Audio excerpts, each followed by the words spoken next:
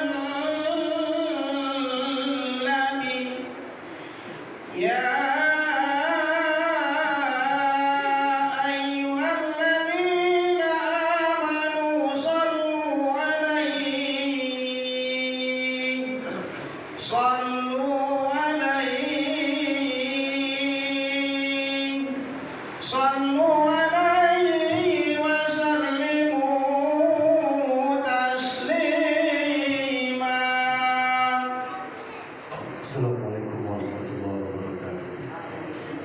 A'udzu billahi minasyaitonir rajim. Bismillahirrahmanirrahim.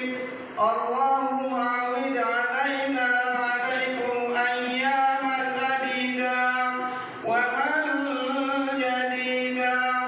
Allahumma ighfir lil muslimina wal muslimat wal mu'minina wal mu'minat al-ahya'i minhum wal amwat wa ya qadiyal hajat Rabbana atina fid dunya hasanah wa fil akhirati hasanah wa qina azabannar mutamatti'ina bi barakatir rahman walhamdulillahi rabbil alamin.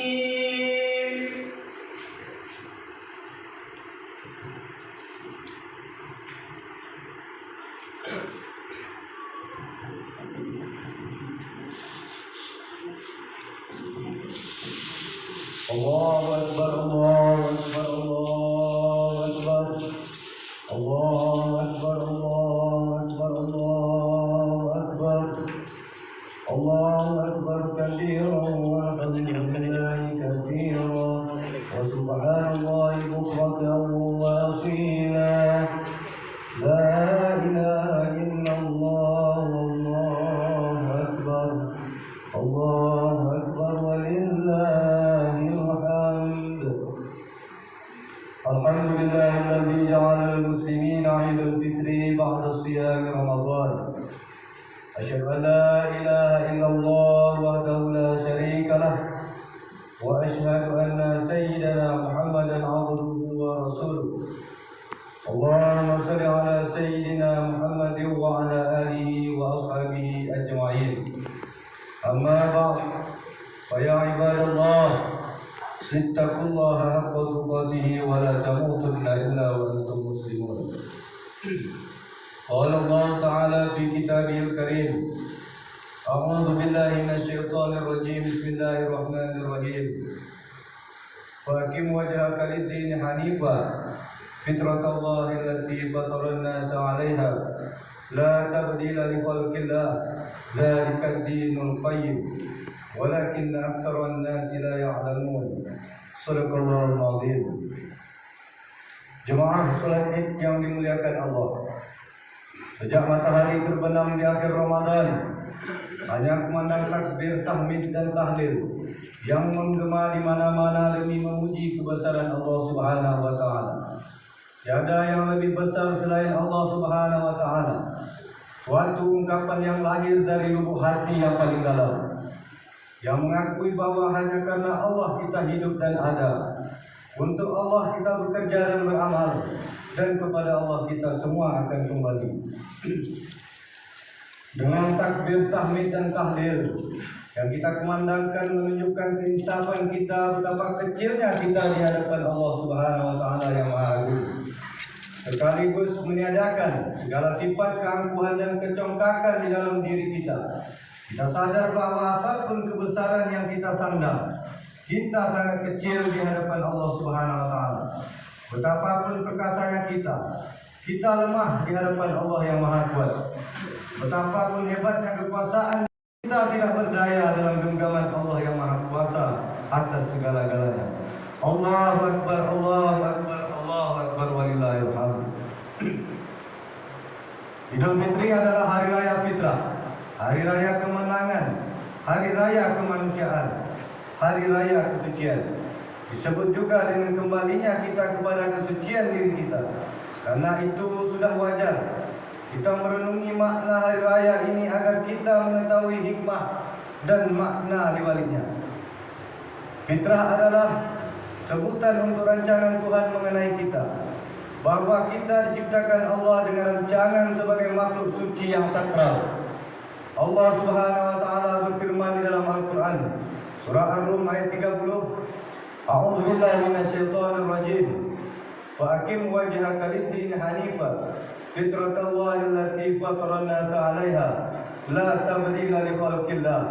Dzalika ad-dinul qayyim walakinna aktsaran nasi la ya'lamun. Maka hadapkanlah wajahmu dengan lurus kepada agama Allah.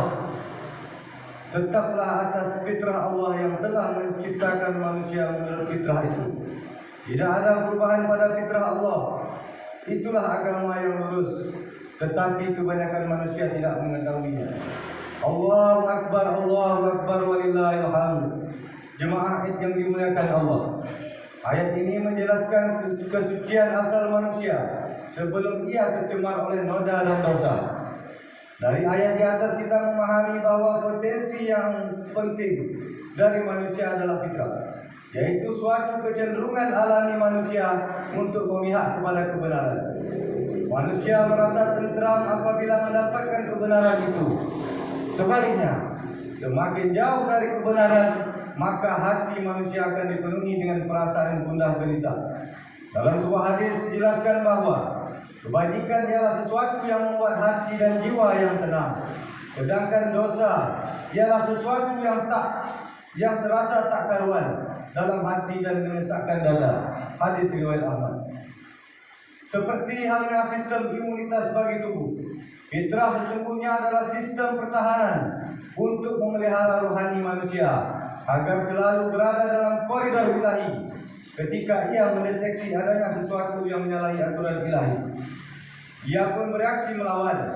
Maka perbuatan dosa yang menyebabkan hati tidak tenang dan menyesakkan dada, begitulah cara kerja fitrah manusia yang didesain sejalan dengan petunjuk Tuhan, yang tidak mungkin berubah dan tidak akan menyalahi sistem yang ditetapkannya. Allahu Akbar, Allahu Akbar, Allahu Akbar, walillahil hamd. Jemaah yang dimuliakan Allah, kita lahir dalam fitrah, berarti kita hidup dalam kesucian. Pada dasarnya manusia adalah makhluk yang suci. Ini bisa dilihat bagaimana Islam mengajarkan bahwa jika anak meninggal sebelum akil balik, maka dia masuk surga karena masih dalam kesucian. Akan tetapi karena kita itu mudah tergoda, sehingga sedikit demi sedikit diri kita menumpuk debu-debu dosa dan membuat hati kita menjadi gelap. Semakin sering melakukan dosa, semakin gelaplah hati kita. Dan pada titik tertentu dosa ini dianggap sebagai hal yang biasa saja. Bahkan dosa dianggapnya sebagai kebajikan. Problem terbesar dalam masyarakat adalah menghadapi orang yang seperti ini, yaitu orang-orang yang perilakunya buruk, akan tetapi justru merasa berbuat baik. Dalam Al-Quran, Allah banyak sekali melukiskan orang-orang yang seperti ini. Dalam surah Al-A'raf, Allah menggambarkan dalam keadaan mereka itu, lahum qulubun la yafqahuna biha wa lahum a'yunun la yubsiruna biha wa lahum adhanun la yasma'una biha. Mereka mempunyai hati tetapi tidak dipergunakan untuk memahami ayat-ayat Allah, mempunyai mata tetapi tidak digunakan untuk melihat tanda-tanda kekuasaan Allah, dan mempunyai telinga tetapi tidak dipergunakan untuk mendengar ayat-ayat Allah. Ma'asyiral muslimin rahimakumullah. Pada stadium ini manusia telah benar-benar kehilangan kehormatan hingga derajatnya jatuh serendah-rendahnya asfal safilin. Bahkan Al-Quran menggambarkan mereka itu seperti binatang ternak. Bagaimana firman Allah, ulaika kal an'ami bal hum adall, ulaika humul ghafilun. Mereka itu seperti binatang ternak, bahkan mereka lebih sesat. Mereka itulah orang-orang yang lalai. Kalau kita sampai pada stadium ini, maka sungguh ini adalah suatu malapetaka besar. Na'udzubillah, summa na'udzubillah. Allahu Akbar, Allahu Akbar, Allahu Akbar, walillahil hamd. Akhirnya marilah kita ucapkan permohonan maaf kepada diri kita sendiri. Sebelum kita meminta maaf kepada orang tua kita, kepada keluarga kita, guru-guru kita, dan juga sahabat-sahabat kita. Selamat Idul Fitri wahai mata, maafkanlah aku. Selama ini kau hanya gunakan untuk melihat kilauan kekurangan orang lain serta dosa orang lain tanpa aku melihat kesalahanku sendiri. Selamat Idul Fitri wahai telinga, maafkanlah aku. Selama ini kau kusumpali rongsokan-rongsokan kata-kata kotor, gosip-gosip yang mencela orang lain dan menghina keburukan dan mendengarkan keburukan orang lain serta meremehkan orang lain. Selamat Idul Fitri wahai mulut, maafkanlah aku. Selama ini kau hanya kudejali dan kubuat mengungkapkan kotoran-kotoran yang hanya bisa membicarakan orang lain, menghina orang lain, melecehkan orang lain, mencemooh orang lain. Selamat Idul Fitri wahai tangan, maafkanlah aku. Selama ini kau hanya digunakan untuk memegang botol-botol minuman keras, kartu judi. Putuskanlah tangan bila mengangkat tangan untuk beribadah kepada Allah. Selamat Idul Fitri wahai kaki, maafkanlah aku. Selama ini kau hanya ku ajak untuk melakukan maksiat, malas untuk melakukan ibadah seperti sholat di masjid. Masyaallah muslimin, sidang Id yang berbahagia. Jika Ramadan diumpamakan sebagai bulan pendidikan, maka Idul Fitri ibarat hari perpisahan, di mana perpisahan kita diterjemahkan dalam dua sikap.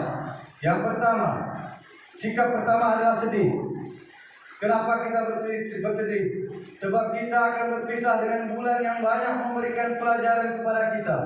Dan kita sedih sebab belum tentu tahun depan kita akan berjumpa dengan bulan yang mulia ini. Waktu terus berputar maju dan usia terus surut ke belakang. Sementara maut terus mengintai di setiap persimpangan kehidupan kita.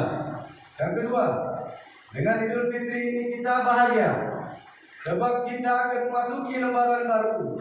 Sebab Idul Fitri secara harfiahnya adalah kembali kepada kesucian diri, yang merupakan sifat dan kodrat manusia yang senantiasa mempunyai kecenderungan kepada kebenaran dan ketauhidan.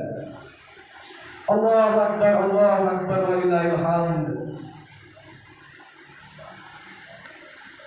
Di bulan Ramadan kita merasakan lapar dan haus. Di sini Allah mengajarkan kita kepada kita agar kita merasakan bagaimana penderitaan yang dirasakan oleh orang-orang miskin. Sebab untuk merasakan penderitaan orang miskin tidak bisa dengan mendengarkan ceramah saja, tidak bisa hanya dengan membaca berita di koran, media, televisi, mendengar radio, dan tidak bisa dengan diadakan seminar belaka. Untuk tahu bagaimana penderitaan orang miskin, kita harus merasakan langsung bagaimana rasanya lapar dan haus. Hari ini kita melihat dan menyaksikan anak-anak dan adik-adik kita turun ke jalan memakai pakaian serba baru, mulai dari sepatu baru, sandal baru, celana baru, baju baru, dan jilbab baru. Semuanya serba baru. Mereka begitu bahagia dengan menunjukkan kepada teman-temannya. Semua bilang, punya aku yang paling bagus, punya aku yang paling mahal. Ada yang diberikan oleh ayah dan ada yang diberikan ibu. Tapi di antara mereka yang bahagia itu terlihat wajah murung di balik tawa yang dipaksakan. Mereka adalah anak-anak yang sudah kehilangan ayah dan ibu. Ada yang ayah sudah tiada. Ada ibu yang mendahului, bahkan ada yang keduanya sudah tiada. Ada yang hidup hanya menopang dengan nenek yang sudah tua renta. Ada yang hidup dengan ibu yang sudah menjanda. Ada keluarga yang kaya tapi tidak pernah bertanya apa kemauannya. Ada keluarga yang berpendidikan tinggi tapi tidak pernah peduli dengan deritanya. Padahal Ramadan telah mendidik kita untuk merasakan penderitaan orang miskin. Di saat teman-temannya sibuk memilih dan mengoleksi baju lebaran, dia hanya bisa menundukkan kepala sambil menahan butiran air mata yang jatuh di pipinya. Air mata bingung kepada siapa harus mengadu. Air mata rindu dengan sosok kasih sayang ibu dan ayah. Di saat teman-teman dengan bangga memperlihatkan baju lebaran yang sudah disiapkan, dia hanya berlari sekuat tenaga agar tidak ada yang tahu bahwa ia menahan rasa sedih yang teramat dalam. Dari jauh ia menatap kawan-kawannya yang bahagia dengan baju-baju barunya. Di balik dinding rumah yang rusak, ia mengusap air mata sambil berkata, "Ibu, di manakah ibu kini? Aku rindu pelukan hangat dan kasih sayang ibu. Ayah, mengapa ayah tega meninggalkan aku yang belum siap menerima kenyataan itu?" Dengan terseduh-seduh ia berusaha bertabah, sebab ia sadar tidak ada tempat mengadu. Allahu Akbar, walillahil hamd.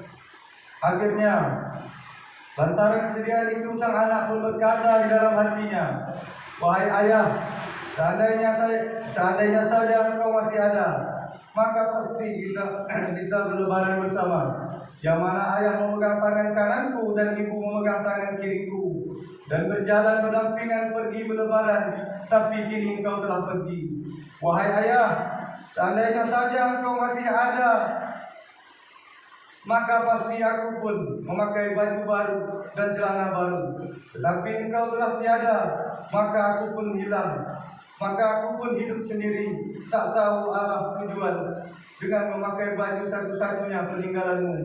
Wahai ayahku, seandainya saja engkau masih ada, aku tidak akan menderita seperti ini. Yang mana dalam satu hari aku tidak bisa memakan makanan yang enak, karena engkau telah tiada, yang dahulu selalu menyayangi dan memelihara aku." Allahu Akbar, walillahil hamd. Masyarakat muslimin sidang yang berbahagia, sejenak marilah kita merenung terhadap orang tua kita. Apakah selama ini kita sudah berbakti kepada orang tua kita? Apakah selama ini kita sudah benar-benar menjadi anak yang soleh, yang selalu mendoakan kepada orang tua kita?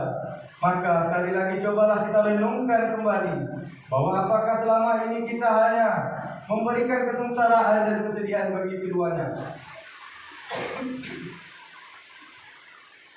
Kesedihan bagi kedua orang tua kita, lantaran kita tidak pernah peduli atau bahkan sampai tega menyiksa mereka dengan kerinduan. Bahkan ada yang tega memukul dan membentak mereka. Na'udzubillah, summa na'udzubillah. Padahal Rasulullah SAW bersabda, "Al-jannatu tahta aqdamil ummahat." Surga itu terletak di bawah telapak kaki ibu. Masyarakat muslimin tidak yang berbahagia. Maka dari itu, ketika kita kembali nanti dari sholat Idul Fitri ini, maka sampainya kita di rumah, maka langsunglah menjabat kedua tangan orang tua kita. Bermohonlah ampun atas dosa yang telah dilakukan kepadanya. Bahkan jika perlu, biarkanlah air mata ini menetes di wajah. Allahu Akbar, walillahil hamd. Akhirnya, marilah kita semua introspeksi diri. Sudah berapa kali puasa kita lewati sepanjang hidup kita? Sudahkah kita termasuk hamba-hamba yang mendapatkan kemenangan? Wallahu a'lam bishawab. Fa'tabiru ya bil absar la'allakum turhamun, innahu wal ghafurur rahim. Bismillahirrahmanirrahim.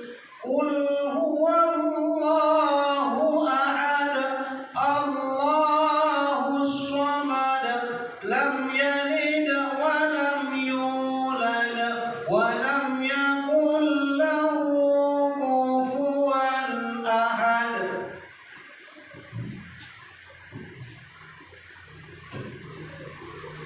Allahu Akbar, Allahu Akbar, Allahu Akbar, Allahu Akbar, Allahu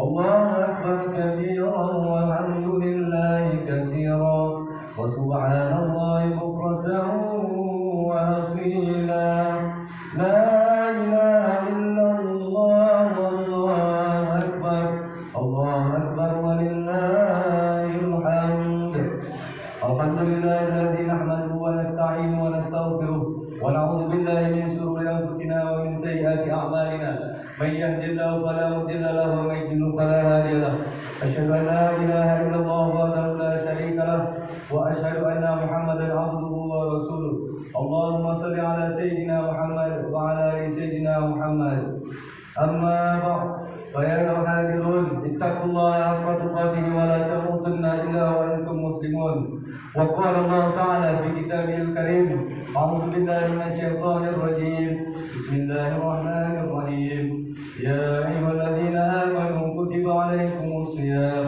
كما كتب على الذين من قبلكم لعلكم تتقون وقال أيضا والعصر إن الإنسان لفي خسر إلا الذين آمنوا وعملوا الصالحات وتواصوا بالحق وتواصوا بالصبر إن الله وملائكته يصلون على النبي يا أيها الذين آمنوا صلوا عليه وسلموا تسليما اللهم صل على سيدنا محمد وعلى آل سيدنا محمد كما صليت على سيدنا إبراهيم وعلى آل إبراهيم وبارك على سيدنا محمد وعلى آل سيدنا محمد كما باركت على سيدنا إبراهيم وعلى آل إبراهيم في العالمين إنك حميد مجيد اللهم اغفر للمسلمين والمسلمات والمؤمنين والمؤمنات الأحياء منهم والأموات إنك سميع قريب مجيب الدعوات ويقاضي الهاجات اللهم سلمنا من آفات الدنيا والآخرة